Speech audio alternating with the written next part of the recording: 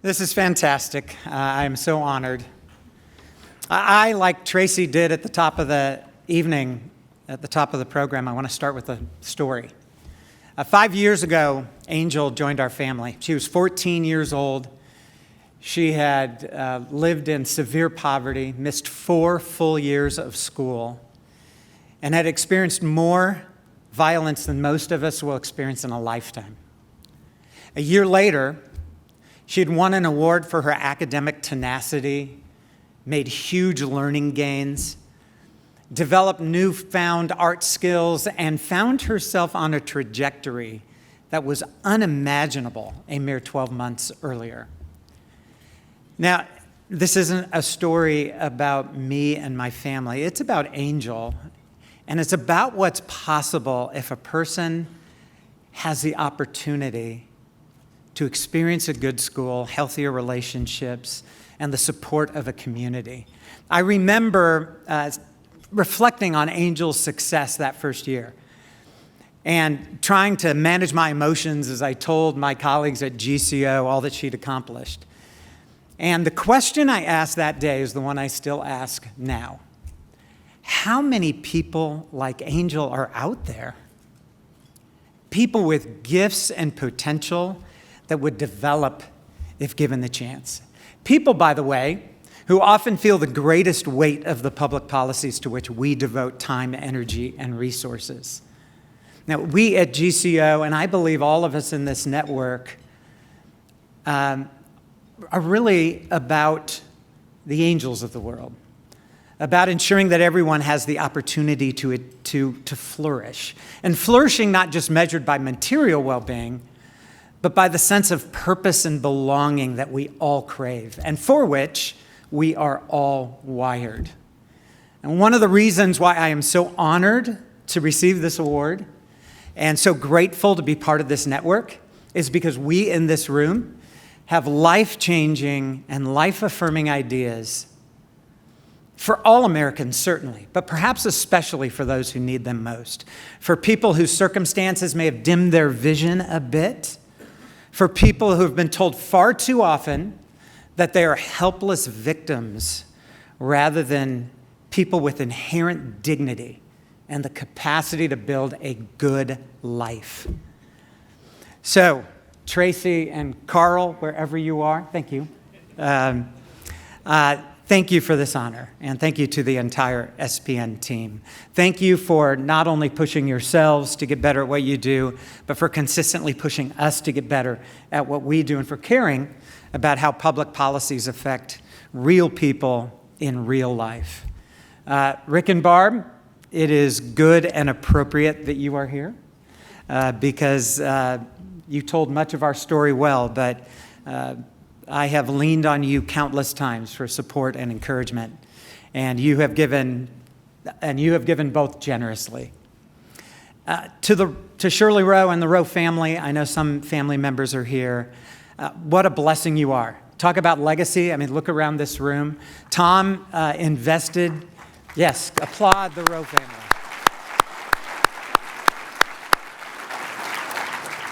Tom invested in a cause that transcended himself and his life, and we in this room and millions outside these walls are the beneficiaries of that. Thank you for carrying on that legacy.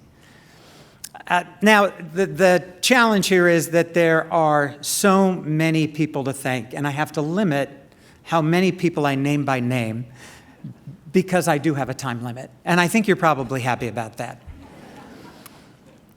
But I do want to thank, I tell you what, this is the truth. If I did not mention my long-standing CEO peer group, I would be remiss and probably in danger. So I won't name all their names, but I will say that I could not be where I am if I hadn't been challenged by your boldness and your vision, your pointed questions, sometimes inappropriate questions, Caldera. And I'd have you all stand, but I'm pretty sure a couple of you would take the opportunity to just leave and go to the bar. So I won't do that. I want to thank my good friends at GPPF, Kyle Wingfield. I'm so grateful for our friendship and partnership. We still have many dragons to slay here in the state of Georgia. Now, one of the things you'll notice about Angel's story is that government wasn't the hero. Angel was. And her co-stars were people in the community who just wanted to love their neighbors well. I mean, after all, the best government can do is deal with people the way they are. But it's through relationships and civil society and communities of faith that we can deal with people as they ought to be and how they aspire to be. And that's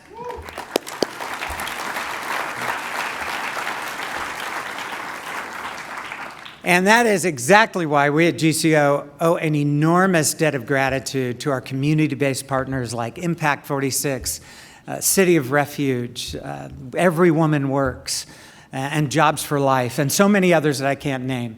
They are great partners, and they are changing lives in our communities. I'm so grateful for them. Now, it's important that I talk about those people who really belong up here on the stage with me. If you're on the GCO team, and if you are on the board or have been on the board, please stand.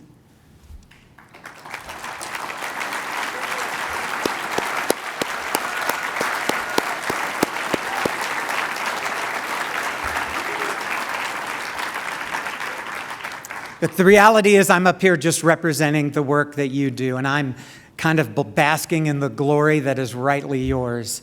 And as I said in the video, I'm blessed not just to call you colleagues, but to call you friends.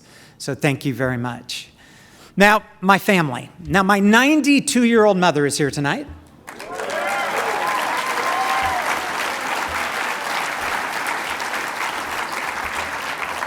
She zip lines, goes on African safaris, and hosts weekly dinners at her house, just like every other 92-year-old.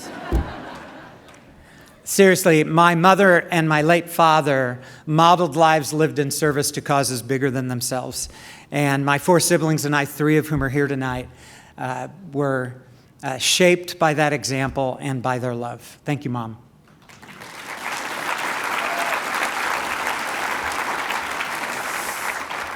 My kids are here. You saw the pictures of them in the video. And let me just state the obvious. And sometimes you have to state the obvious. This is a remarkable honor to me to be here and be recognized for work that I and my team have been doing. But honestly, just to remind you, it doesn't compare at all, even close, to the honor of being your dad. I love you all, and you inspire me.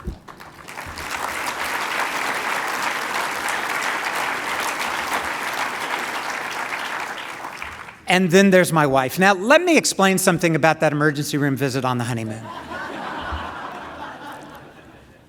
So, I was stung by a man-of-war, had a terrible allergic reaction, went to see the doctor, and the doctor gave me this enormous dose of Benadryl through a syringe, which left me laying on the floor sleeping for 14 hours, waking up periodically just with enough time to drool. Drool for all the wrong reasons, being my honeymoon and everything.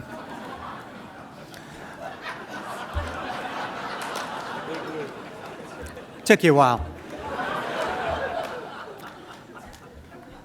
But I woke up, every time I woke up, there was Marilyn. It's just there. Now, I don't know where she would have gone. We were on a honeymoon. But that is so symbolic of who she is. I mean, she is there. And there is no way I could have done this and endured this and done the things that we've been able to do if it wasn't for you. Your strength and confidence and faith has made all the difference. I love you. Thank you.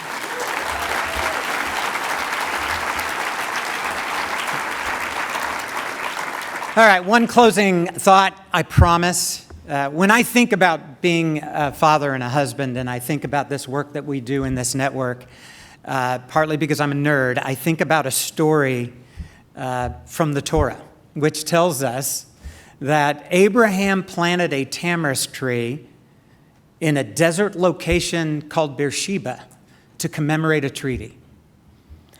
Thing is, the tamarisk tree was of great value in the desert because of the unusual coolness of its shade.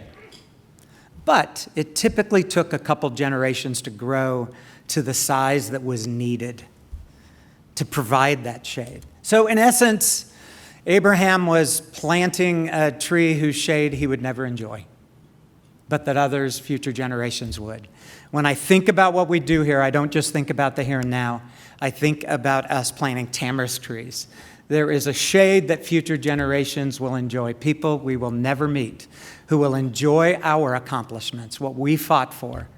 That's really why I do this work. It's why I love this work. I love being with all of you who inspire me. And it's really for that cause that I believe this award is given, and it's in that spirit that I receive it. So thank you all, and God bless you.